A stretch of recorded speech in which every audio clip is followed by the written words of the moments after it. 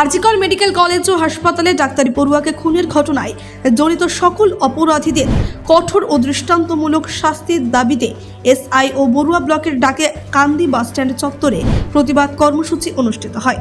এদিনের কর্মসূচি থেকে আওয়াজ উঠেছে, এই ঘটনায় জড়িত সকল অপরাধীদের কঠোর ও দৃষ্টান্তমূলক শাস্তি দিতে হবে এবং দেশ ও রাজ্যের সমস্ত ধর্ষণকাণ্ড হত্যাকাণ্ডে জড়িত অপরাধীদের শাস্তি দিতে হবে, যাতে করে পরবর্তীতে এই ঘটনা আর না ঘটে।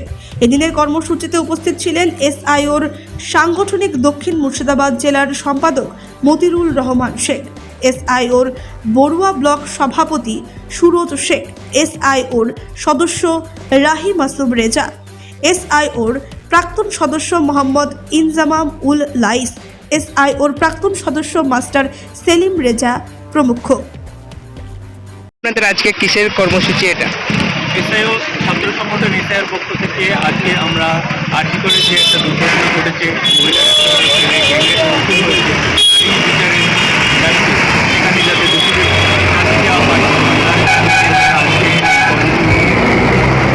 আপনার পরিচয়?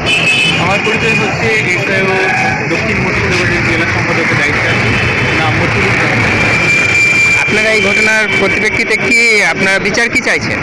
আমরা বিচার চাই, যারা এই তাদেরকে বিচারের আওতায় এনে সঠিক তদন্ত করে দোষীদের ফাঁসি দিতে হবে।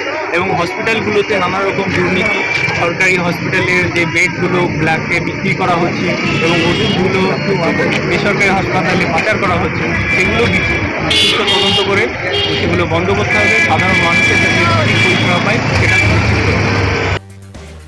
বড়ুয়া থেকে রঙ্গিলা খাতুনের রিপোর্ট, চেতনা নিউজ।